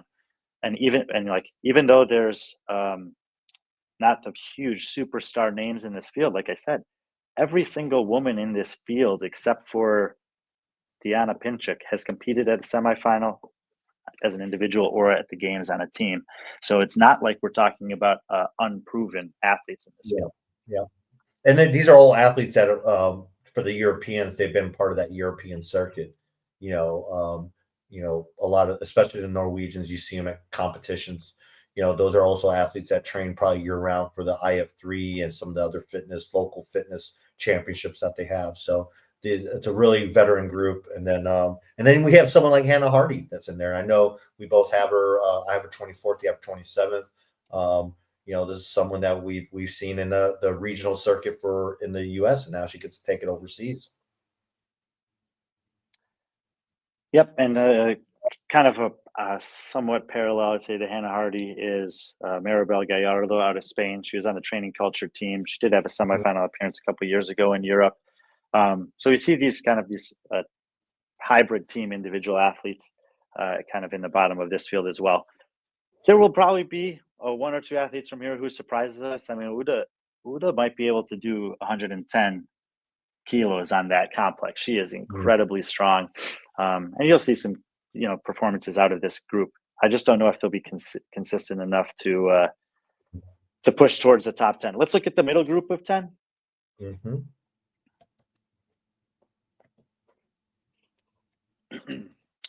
Oh, you've got Gemma and Julia here just grouping in. I've got Erica Eklund. I'm going to hold off on Aline Wirtz and let you talk about her when we get to the top 10 because you've got her in 10th. But I wanted to ask you about a couple of women on this field in particular. Emily DeRoy. We got some compliments or comments, I should say, on our picks of Emily DeRoy that some people from Australia, I'm assuming, are thinking she's going to do quite a bit better than this. For me, the one good individual competition she had was the semifinal that she qualified for the games. She basically started the games injured, so she finished last. We never actually really got to see her compete at the level that she's probably capable of. Obviously, she was on a team that won this year. Sometimes can be difficult to assess how the skill sets of the athlete and the team and how those will translate to individual. You've got her 12th, and I'm guessing that you have a similar feeling about her as Ben Fowler. Yeah, pretty much. But with her, it's more the, how healthy is she? We mentioned the injury, how she suffered an injury and she was kind of beat up when she went to the games, and she's been like that since then. I mean, I think people are like, oh, she won with the team. Yeah, you can be unhealthy on a team because you have three other people to kind of pick up the slack. She was supposed to compete at a couple off-season competitions, including Down Under Championship, and she withdrew. And I don't know the exact reason why she withdrew from those competitions, or the ones that I believe there's two competitions. So get ready for this one. Yeah, that's it. That's the reason. But we, it all comes down to health. She's obviously a freak athlete. If there was a swimming event in this year's event, she would obviously be the top pick for that. She's an amazing swimmer. She'll be really good on the machines as well. But again, it comes down to health. Hopefully, if she is healthy, if she is really healthy, then she can easily be top 10, maybe fighting for that top 5 position. Let's see here. We Margot Masset out of France. If you're saying, I think I've seen that name before. I'm really like you brought her to my attention. I'm really interested to see how she performs. She's someone that's definitely on my radar. And you have her at 13th. I have her at 16th. And I think the only reason why I have her at 16th is because I'm of what you've told me about her. Yeah, I mean, if you're like, well, where did I see her before? She was the woman at the semifinals this year who was doing the biking and then the strict ring muscle ups in the final after hurting herself. She's been really putting in the work to be able to get back to the point where she could obviously qualify for this. She's been PRing her lifting like crazy. It looks like her gymnastics is insane. She's got like really, really high skill gymnastics, which we haven't seen too much of that yet. I just think she's kind of a very, very driven, sneaky athlete in this field to keep an eye on. Let's see. Yeah, I guess I'll just give you free reign here. Is there an athlete in this range of the picks that you're particularly excited to see or wanted to emphasize or highlight? Well, I said Margot, but also, and I kind of wish I would have moved her up higher, is Gemma. I really think. Ah, I mean, Gemma is she in 2022. I think she's just. I think the last couple of years since 2022, she's been dealing with some transitions in life in terms of like settling down. I believe she used to be in the military. I believe she got out. Trying to find her career path, stuff like that. But in 2022, she finished eighth. She finished eighth at the Oceania semifinal. But I'm going to read the list of names that beat her that year. I mean, eighth is like, oh, it doesn't seem like much. But these are the athletes that finished ahead of her. Tia won it. Carl Saunders was second. Ellie Turner was third. So those are the top three that got invites to the games that year. In fourth was Maddie Sturt. Fifth was Jamie Simmons. Sixth was Bailey Rogers, who Bailey Rogers that year, I believe she qualified for Rogue. She was kind of on the come up. And then she's kind of been dealing with injuries. She finished sixth. Emily DeRoy was seventh, and then Gemma. So yeah, it's I mean, pretty. It's a pretty solid list. Yeah, she's in the mix, and like I've probably undervalued her here. I think you're right. yeah, and that year also she competed at Down Under Championship in the individual division, finished second behind Madeline Sturt. Now, granted, some of the other athletes probably didn't really jump out to you, but she gave Maddie Sturt a run to them for money the first couple of days. She used to be training partners with Ricky. I don't know if Ben or Benny is still her coach. And I know at one point that she was training with underdogs, but I think she's like, again, dealing with a lot of stuff. But I think seeing her in this field, seeing her in the qualifier, it really made me happy. She has a lot of potential. I mean, from what Justin Collar was telling me, and even Kiefer were telling me about her in terms of the quality of athlete she is. She has it. She just needs to focus on it. And this could be her chance. This will be a big field for her to compete against. I think having that experience at Oceania semifinals, going against some of the best, will benefit her because she'll be used to competing against high level competition. And yeah, so that's who I'm kind of like keeping an eye on. And in retrospect, I probably would put her probably in 14th, 13th. So, but and then I'll let you talk about her, Hannah Black. We both have her at 14th. Yeah, Hannah's she kind of broke into the scene of the semifinals 2 years ago. Obviously, she's very strong. I don't think that she's done international competition like this, but I think that she's ready to. And I've got her here kind of in the middle because I don't really know what the top potential is that she has. She competed at Crash, and she did okay there, but there's a lot of high skill gymnastics involved there, and it's when you're like on the bigger, heavier side and you don't have maybe a gymnastics background and you excel at weightlifting, it's not the competition I would expect you to do well at. Some of the stuff that we've seen come out here, I think that she can do well if she gets a few. Maybe there's no barbell cycling that's come out next. She'd love to see some barbell cycling. Yes. There are some things in gymnastics that she's decent at. And like I said about Luke, strict handstand push-ups is not likely to be in a competition like this because he almost never puts the wall up on the rig. So I just think that it's a good opportunity for her and also potentially a good slate of programming for her. And I don't know what the top end potential is for Hannah Black on the individual side. Mm-hmm. Yeah, I mean, I'm kind of the same way. That's why I kind of put her in that 14th middle of the pack. We all obviously know how strong she is. She is fit. I think this will be a good test for her. Yeah, I mean, I'm ready to be proven wrong by her. I think she will do well in the test, the PTP test. I think she'll do well in that. I just don't know about some. I mean, obviously, she's going to be fun to watch on the complex. She might be the favorite to win the complex. but it'll be fun to watch. Oh man, the complex. I think the complex on the women's side is going to be super fun to watch. Obviously, you've Yeah. got Karen Frey in the field, who's often really good on lifts.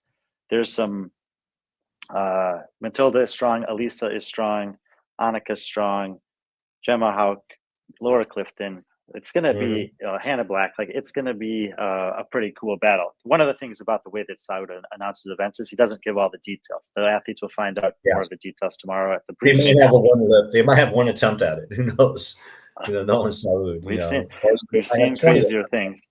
Yeah. Yeah, I mean, another name is Andrea Moistus. We saw her kind of like come out of nowhere at Wadapalooza this past January, and we haven't really seen much of her. She's kind of struggled in the games competition season this year. She didn't make semifinals, correct? Andrea Moistus, did you make it this year? I was impressed with what I saw from her at in Finland. Yeah. She was, and before that in Wadapalooza, but no, she didn't make the semifinals this year. Yeah, I think she struggled a little bit in quarterfinals. I have to do a little bit more research on what she struggled with. And then there's a name here you have at 18th. I have a little bit higher. I have her in my top 10, and we'll talk about that. But yeah, I think, there are two women in the field from Switzerland, Nicole here and Aline Bird. So you have them both pretty high up there. They're all going to be competing at Wadapalooza with Miriam Van Roer, by the way. Yep. Team Switzerland, very cool. That's a cool team. And I've talked with Aline, and I've spent some time with Nicole. Actually, when I was up in Oslo, she was on one of their teams. Yeah, both are exciting athletes coming out of Switzerland. Nicole's been competing a lot longer than Aline is, but it's difficult to say necessarily which one is the better one. I've got them within a couple spots of each other there. You've got them within one spot of each other. I would say they're both relatively unknown names, and I don't know if both of them will surprise this weekend, but I think at least one of them will. Yeah, and that's who I'm kind of going with. I think Nicole is that top 15, possible top 10 athlete. Aline, I think, is the one that I think is probably going to surprise some people. Coincidentally, she competed this past weekend and won the competition, so she has a little bit of money in her pocket, I guess, coming into going to Dubai. So she did win Canada Throwdown by 1 point. Nicole here got second in Austria Throwdown, and it is interesting. There are a few women in this field who competed last weekend. Julia out of Poland being another one of them. But Julia competes every weekend. I think she. She goes. I don't know if it was the best idea to compete the weekend before Dubai, but I'm just gonna say it's a little warm up. Yeah, but I do think I think she probably has like 5 competitions so far, like since August. She's probably done 5, maybe more. So that'll be kind of interesting. That's one thing that's been really cool about us, kind of paying a little bit more attention to some of these events is that database that we have, that Barclays, putting competitions into. It's getting bigger and bigger. And I think at some point, we did this during sanctional season. I know I did during the sanctional season when Danny Spiegel kind of went on a tear. I think she competed in like 7 different sanctionals, but it'd be interesting to see like what athlete competed the most, and then calculate. And this is something I did in the past too, was calculate the paydays out of it. And someone like Julia could be making a decent living out of doing something like this. But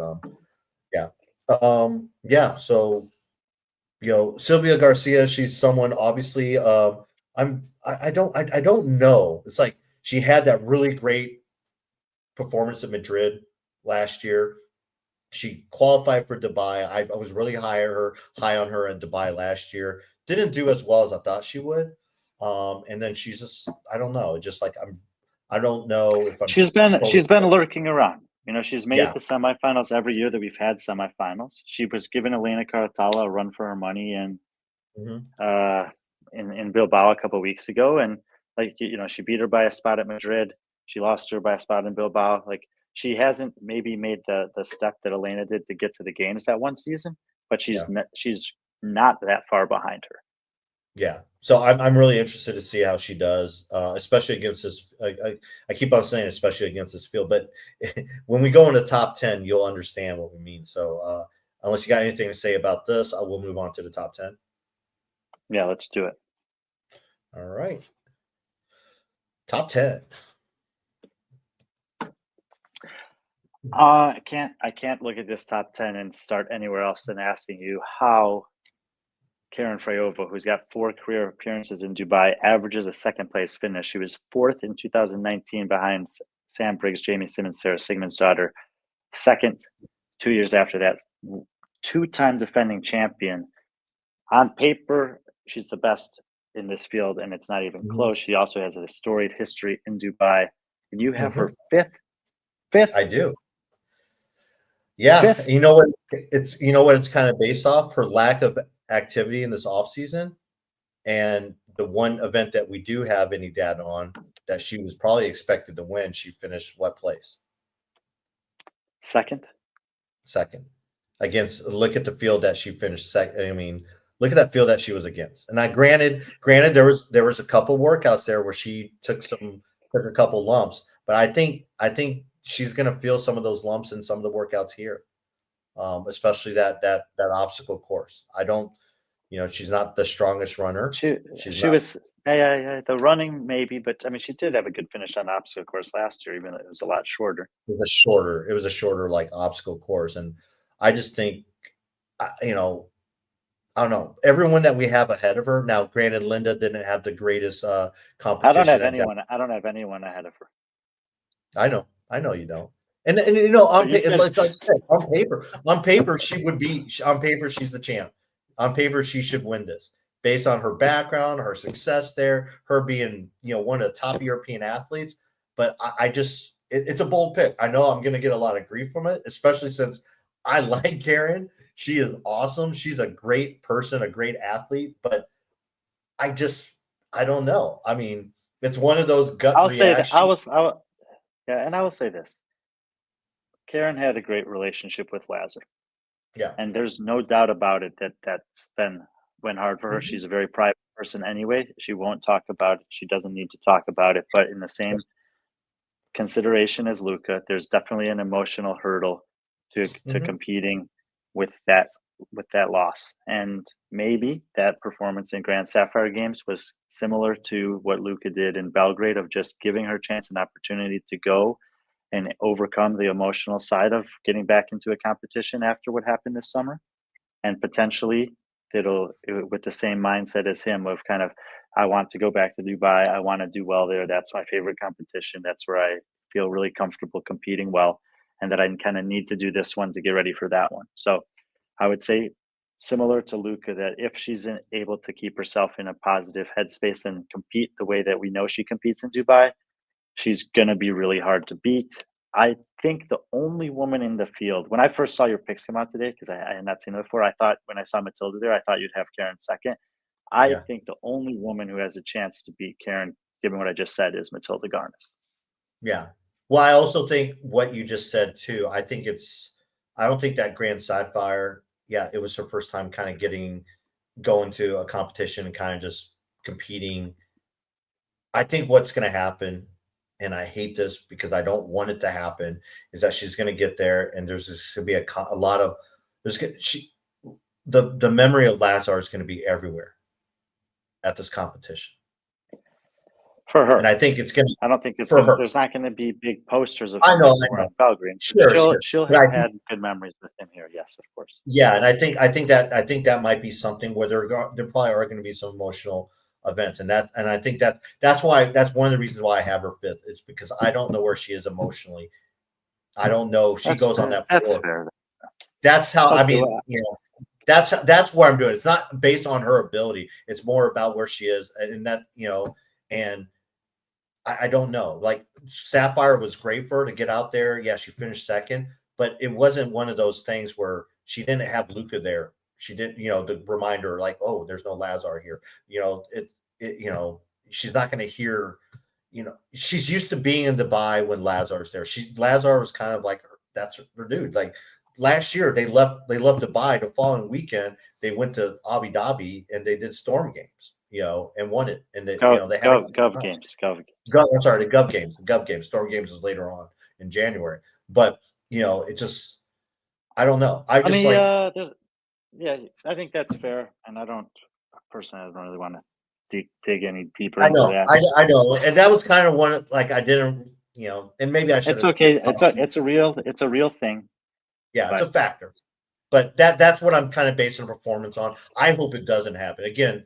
I hope she wins. I hope she wins, and I hope it's great. But like I said, this is just an opinion. And nothing Patrick likes better than having his picks be wrong. And it happens a lot. It happens a lot. Exactly. I even said it to Lynn. It's like, man, I hope nothing would make me happier than Tola winning this whole competition, staying on top of that podium. Nothing would make me happier. But in this case, like I said, with Karen, I hope she has a great week, and I hope it's just awesome. And I'm rooting for her. I really am.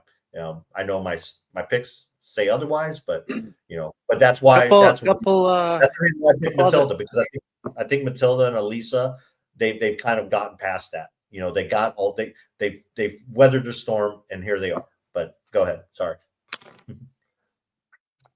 Let's a couple names that we have to address on here. First one, we got a comment a while ago. Kristen Holta making return to competition. As an individual, we saw her compete at Oslo Throwdown. She retired in Dubai 3 years ago.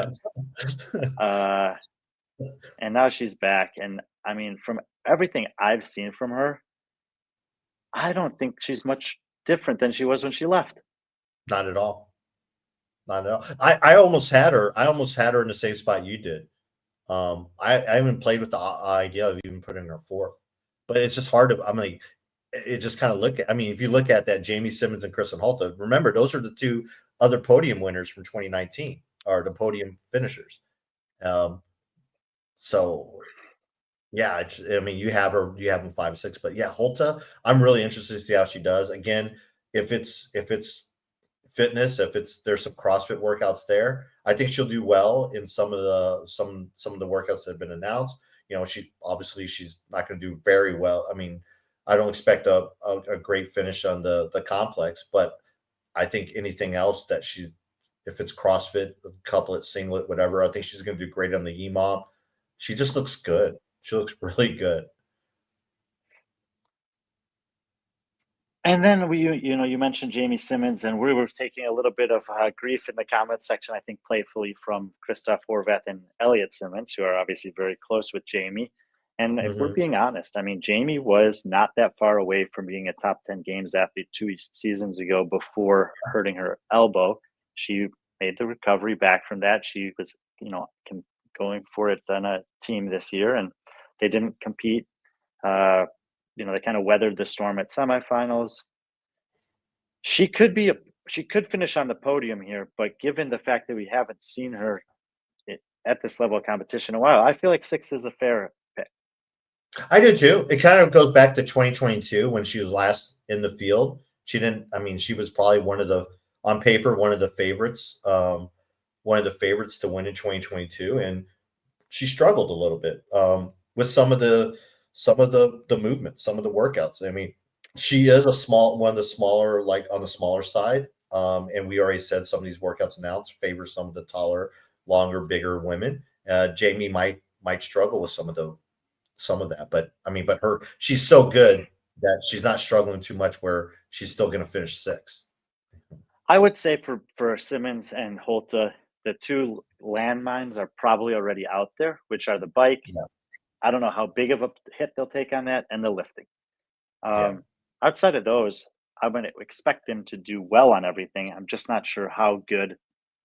I'm respecting the fitness with these placements, but I just wasn't sure if I could put them ahead of the 4 women that I had ahead of them, given the shape that I know those 4 girls are in or are capable of being in, based on more recent performances. So I felt like this was respectful without just like doing something that was kind of unprecedented based on what we've seen recently. You just don't want to get Elliot. You don't want to be on Elliot and Christoph's bad side. I'm looking forward to seeing those guys. I am too. Now, you did have one person up ahead of that group that I didn't, which is Brittany Weiss. Brittany obviously won a Crash Crucible. She's, making the rounds in the individual side of things this year, something she's been talking about doing again. She's, just generally speaking, she's very, very fit. She's not that strong, but she's constantly working on it. And I would say not that strong. She's probably stronger than me, but she's not that strong compared to the best woman in the sport on the individual side. But overall, I would say the programming has looked pretty good for her so far. And if you think about historical programming here in general, I mean, I think it's a little high with 4, but I have her in 7. It's like she's kind of right behind that group of established athletes that are in this field. Yeah, I mean, I have her for the reason why is like, I kind of, we already addressed the Karen thing, but I think right now she's probably fitter. I mean, I think where Jamie and Kristen are, they're established, they're well known. I think they're, I guess, older, obviously, and I think that's kind of the thing is like I'm picking Brittany based on her age, and she's in those peak years right now. She's peaking as an athlete, she's 29, I believe, right now. So that's usually that sweet spot for athletes. And you're right, she doesn't have that 1 rep max strength, that raw strength. But as a team athlete, they do still do heavy stuff, and she has done heavy stuff before. Maybe it may not be like the brutal stuff we saw, but there was some heavy stuff. There was that heavy sandbag that she had at Crash that she had to deal with, and she was she had to deal with the flip sled. She did well. She managed those things. I think when it comes down to it, and I don't know, it's just like when it comes to like, she's kind of like, in that regard, she's kind of like Julie Fouché used to be. She can move the moderate heavy stuff for reps. It's a 1 rep max. It's the complex where she's going to take a hit. And guess what? If there's 8 or 9 events this weekend and she takes a bad performance on one, we're expecting Kristen and Jamie to take a bad performance on 1 or 2. You can do that and still finish in the top 5. What I'm looking at is people like Matilda, Elisa, Karen, that that their bad workout, if it does show up, is going to be like a 10th or a 12th, not a 20th or a 22nd. Yeah, and I don't see Brittany having, even in like the complex, I don't see her having like a bottom 10 spot, a bottom 10, finish in that, but I really do like her in, I mean, I think she wins that 5K. I mean, and obstacle. I'm picking Jamie Simmons to win that. Yeah, that's a good pick. But I'm going with Brittany. And another thing about Brittany is her mindset this year. We had that. Please, if you haven't, I mean, most people here are also her biggest supporter is here with her. Mom? Her mom came? Yep, I saw them today. No, really, her mom's there? Yeah, she is. That's awesome. That's great. But Brittany, yeah, I mean, I think her mindset now, and I've known Brittany for a while now, and then just the change in her mindset, her attitude, her approach on programming, she's bought in. It took her a while, and I think she's going to do really well. And yeah, I mean, like I said, I told her, I'm like, hey, you have the chance to be the first podium finisher at Dubai in a very, very from the U.S. in a very long time. I'm trying to remember who the last U.S. podium. Nadine is here now, and she's already agreeing with me. Yeah. Go home, Nadine. You're drunk. No, stay. Yeah. Well, I got a question with you, Annika. We both have her 9th, 10th. There's no denying her ability as a CrossFit athlete, and I suspect the reason why you have her so low is probably the reason why I have her so low. Go ahead. FTP test is going to be tough for her. 5K of running is going to be tough for her. She works on this stuff a lot. Rowing calories, 17 calories in a minute over and over for the women. I think it's going to be tough for her. I think that a lot of the stuff that we haven't seen yet are going to be really good for her, but she's going to take some hits. And it's kind of what I just said about, athletes like Kristen, Jamie, Brittany. I think that in this field, you can afford to take 1 or 2 hits and finish in the top 10. But if you want to finish on the podium here, you probably can't, because I think that those women that I have at the top 3 in particular, are just too consistent. and are not going to take that big hit. So I think it's going to be tough for some of these women to crack the top 3, 4. But I do think that, it's not a mistake that we have 9 of the same 10 women on this list. They should, in theory, be the best women in the field. Yeah. Let's talk about Matilda Garn. You saw her at Dubai, or not Dubai, in Belgrade in Serbia. I have her winning. You have her second. I mean, she looks amazing. She looks she so does. good coming And back this is to the best individual version. competition. I think this is the best version I've seen of her, and I mean, it's one of those things where kind of our last memory of her prior to her competing this off season was how emotional she was at the games. And I think she's focused that emotion, that energy towards her this season. I think she's doing it in honor of Lazar. And I think this is one of those things where she has confidence on her side. And that's something I'm not really used to seeing in Matilda, is that confidence. And I'm really excited. These workouts, she's a longer athlete. She's I think she's going to do really well in these sets of tests. The same with Linda Kiesman. I think Linda and Matilda are very similar in terms of athletes, in terms of the type of athlete they are. And I think that's why you have Linda so high as well, even though she hasn't really shown us much in terms of like. Well, she's been knocking on the door, right? She was in the when semis was split in 2, she was 11th in Lowlands. When it was 60, she was 13th. And then this year she made the jump to 7th. You've kind of identified it from a body composition and skill sets, maybe a slight nuanced differences, but she's not that different than Karen Frey, Matilda Garnis. Yeah. She's been moving in the right direction. She's had 3 consistent good years in Europe. We know how difficult that is to do. There's a lot of women that have these ups and downs. And I think that, Linda will, I mean, it's hard for me to see her not having a just pretty consistent with a couple good performances this weekend. Gotta get back to work. Looking forward to hearing Lucy. T-Bird, I know you asked earlier about live streaming the obstacle course. Yes, the plan is to live stream all of the events. Sometimes in Dubai, there's some rules about where you can do that from, but the plan is to live stream all the events on the DFC YouTube channel. And some of the offsites, I'll have to figure out a few of the details when we get there, but we are planning to live stream all of them. Yeah, I'm looking forward to that. Especially when I saw that obstacle course, the first thing I did was like, are we doing that? Are we going to live stream that? Or is that going to be broadcast? If not, we should live stream it. And that's cool. Another name I want to company they have here won't do the offsite, but Saud will give us the opportunity to stream those events so we can have some coverage. That's great. The one thing I did want to talk about is Brian. Also, by the way, if you want to read a preview of this, Brian did write an article. It's up on our Instagram, not Instagram, and our website. The link is in the bio if you want to read the article, kind of to preview it. So go ahead and give it a read. He kind of goes through his favorites and some potential outside dark horses for podium. And you told me to read it and then go ahead and add something to it. The only person I added to that was Andrea Solberg. And the reason why I added her to it is just based off one, historical. The last 3 years, the runner up in the women's division has been a Norwegian and a Krieger athlete. So, I just thought that was a really cool stat.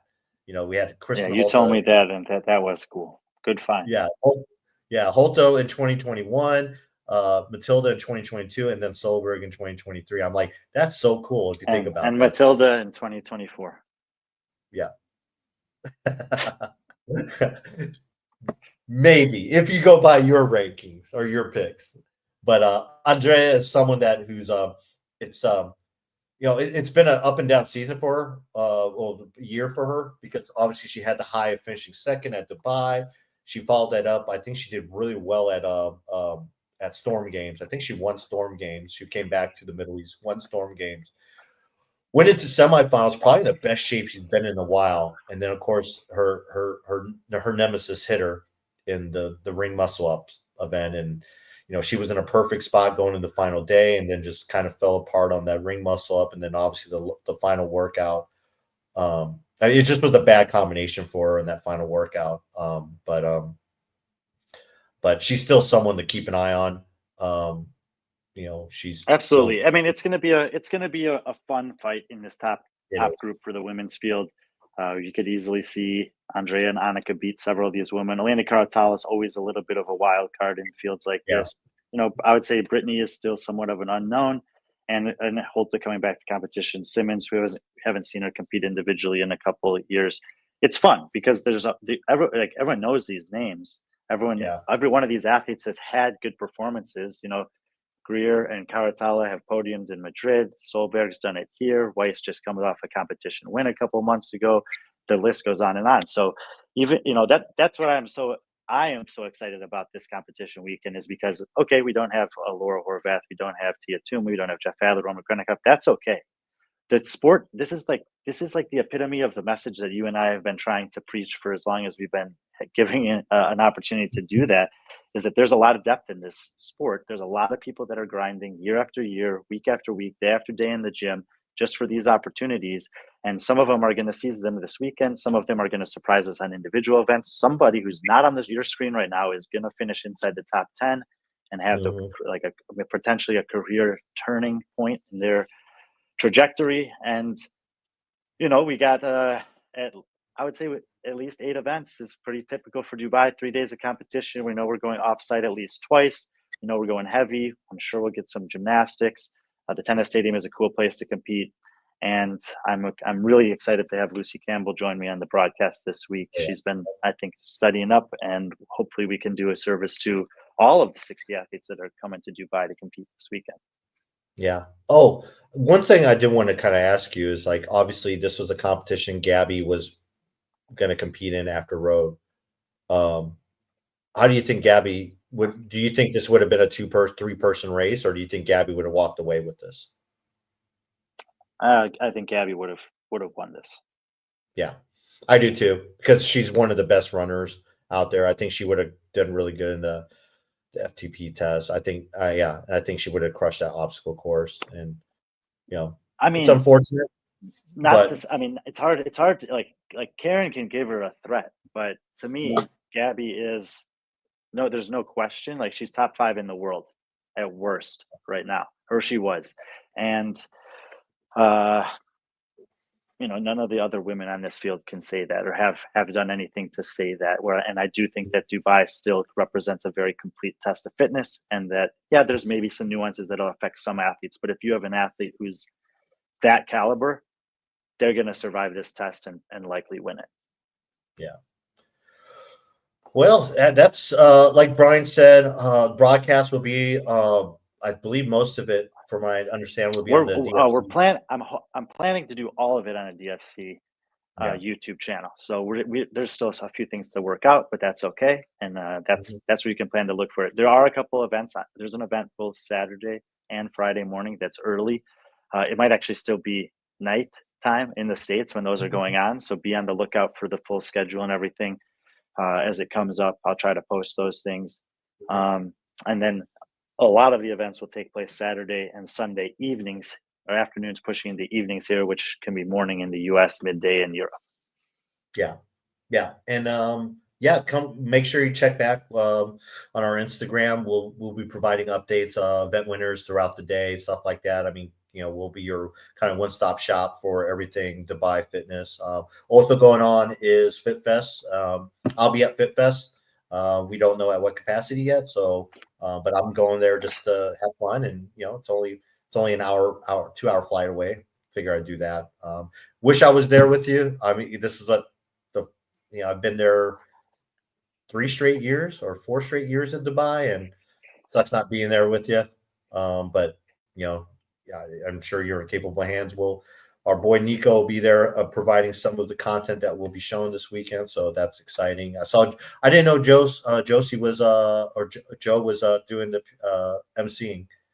He messaged me today. He's like, "Where are you?" I'm like, "Oh, geez, that sucks." So really good MC crew. If you're in the Dubai area, I highly recommend going. You know, if you just happen to be in Dubai, I recommend going to it. You know, they do get some criticism sometimes regarding. I did have that question. Last year, they had that other competition kind of going parallel with the Dubai Fitness Championship. Are they doing that again this year? Yeah, the Golf Fitness Championship GFC is going on. They're doing it's a team competition, but they're doing a lot of parallel events. Good. That's good because that actually did bring, especially during the daytime, it actually did have a decent crowd in there during the day at the tennis stadium. Well, a lot of those athletes stuck around, and who knows? Maybe there might be a number one world ranked tennis player in the stands again. Who knows? Goran Ivanisevic is staying at the Jumeirah Hotel. Okay. All right. That's good to Former know. major tennis winner. Yeah. So maybe he'll watch some CrossFit. I think he used to coach Novak Djokovic. Yeah. So, Brian, anything else?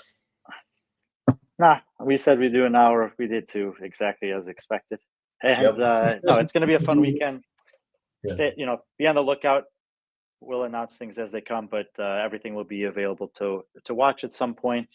And let's see. I don't know if we'll do any other podcasts during the weekend, but we'll have a good time looking back at this one afterwards, if nothing else. Yeah, I would like to, but I mean, we might be able to do maybe a recap or something, but we'll figure it out. Like I said, it's a 3-hour time difference. I might use Serp controls and do one with Nico one morning. You should, yeah, just go ahead. You know how to do it. You've shown the way. But yeah, so keep an eye out for that. So it's like they have pop up stores, like Christmas pop up stores. You might have a pop up episode, but thanks again for everyone joining us. Thanks again to HCR and Strike Movement, our sponsors, as always. And none of this is possible without them, and none of this is possible without you. So we appreciate the support. I forgot to bring that up, but shoot, did you pull up SPM? Yeah, here we go. Yeah, shout out to SPM. Thank you. You have a great weekend. We appreciate your support as always. You're one of those guys that's always in the comments, always. You don't say much, but when you do say something, you say it with your pocket. So we appreciate that. Thank you. So, but yeah, so signing off from Germany, you're signing off from Dubai. Yeah, by all means, we look forward to hearing everyone next week. We'll reconvene, do a recap, and then talk about what else is going on. So, yeah, Brian, unless you have anything else to say, I will sign us off here. Well, thanks again, everyone. It's the holiday season, so be especially friendly to people and be friendly, our friends.